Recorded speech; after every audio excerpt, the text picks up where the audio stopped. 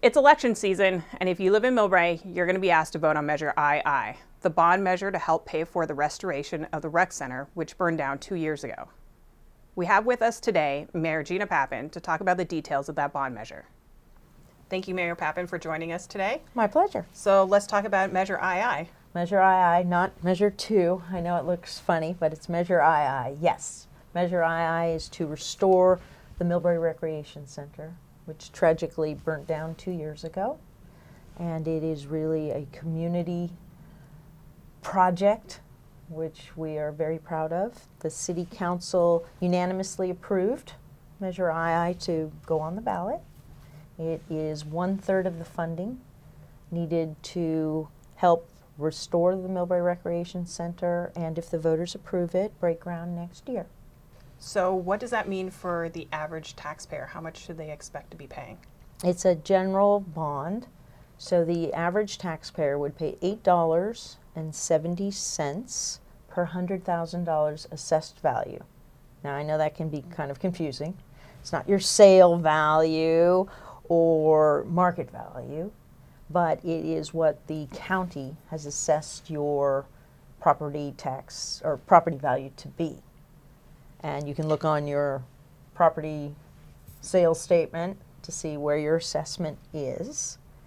And that would be $8.70 per $100,000 of assessed value, which is on your tax bill. So if you have a home that's valued at, say, $750,000, you would be paying, I believe, $62.50 per year for this $12 million bond, which has a 30-year value or 30-year term. Okay. So let's talk about accountability. What kind of accountability is built into this? Strict, strong accountability is in the resolution that was passed by the City Council. So look at my notes here real quick. Independent financial audits, a citizen oversight committee. All the money will be spent solely for the restoration of the recreation center, and it will also ensure that the funds are responsibly and efficiently spent in doing so. Okay. You said this covers 1/3 of what the rec center is expected to cost. Correct. To rebuild. So where does the other 2/3 come from? The other 2/3, one is the insurance money. That's a frequently asked question. The prior building was fully insured for, I believe it was built in 1974. We received $6.24 million from the insurance company. Now that would allow you to build the old building with modern code, up to code on what the old building looked like. But we have an increased population.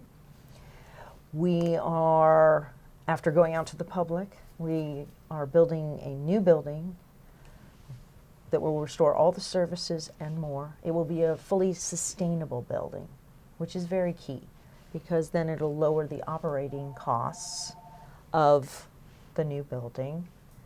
And it is something I think the community is very proud of at this point in time. There's been a lot of outreach. There were 3 different designs out, and the different aspects of the designs are now being put together. So it will come back to the public again with all the positives that the people liked from design A, B, and C, and they're going to meld them into a very special design for the community to approve.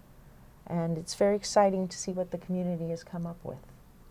So if the bond gets approved, yes, you'll be breaking ground when?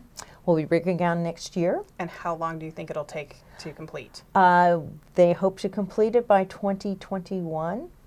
And I think it's important to note too, this $30 million value is what they call a future value. So built into that are the increased costs in labor and materials. So it's a good solid figure that we can make this happen if the voters choose to approve Measure II. We went over the insurance money, which again, that was only part of it. There's another aspect of developer fees, which is $2.88 million. think there was about 619,000 from general fund money. We had already planned to improve the kitchen, but we didn't spend that money there. So that's a portion of it as well. And then we're looking at a sale of surplus property, which is of interest to a lot of the residents. There are 3 pieces of property that are considered surplus property. The biggest one is Schultz Park, which is over by the Taylor Middle School. That would, again, need voter approval because it's not broken up into a site map. Estimated to be about 7 homes in there and a park. So the value of that, I think, works out to about $4 million. Then there's another parcel on Sequoia and another parcel on, I have to look, sorry, Barcelona and Santa Margarita, which would also be broken down into several different homes. The end result would be close to $8 million of the sale of surplus property. I think the only one that actually has to go to the voters is Schultz Park, because that's a bigger one. The Barcelona and Santa Margarita and Sequoia, the site maps, I think, just need a little bit of work. And those can already be a part of the project there. So you're looking at the final estimate is the bond. And Schultz Park, just to clarify, it's a park, but it's not used as a park right now. It's called a park. Thus considered surplus property. Yeah, okay. It's never been used as a park that I'm aware of. It was actually the Schultz family, or Mr. Schultz, gave it to the county before the city of Millbrae was even incorporated. And I think the name the neighborhood, the name will be maintained because of that very generous gift. There may be a tiny bit of funding left over too that's required, and we're looking at public-private partnerships. We're looking at partnering with the county for some funding, the healthcare district. One of the key aspects of the new facility would be a licensed daycare center, which anywhere in San Mateo County, daycare the need is extremely high. So we're looking at corporate-private partnerships for that element of it. And also the Millbrae Community Foundation has already raised some funding, I think $60,000 to $70,000. Okay. So the potential and the opportunity is huge should the voters choose to approve Measure II, which we're hopeful for.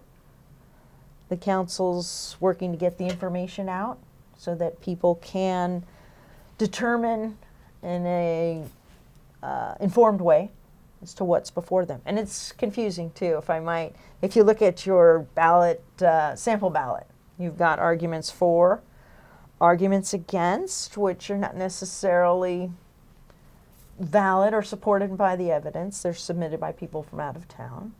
And then you've also got like a tax summary, which can be very confusing. Kind of worst case scenario, these tax analysis come in. But the only amount that was approved by the city council is the $8.70 per 100,000, and that's what's before the voters. Okay, so the word to people is to get out and vote. To vote. And to participate in the process for the rebuild. Absolutely. Right? Because there's still opportunities for people to weigh in on what this community center of the future is going to look like. Absolutely, and hoping to get all the facts out there for the people to evaluate what's before them.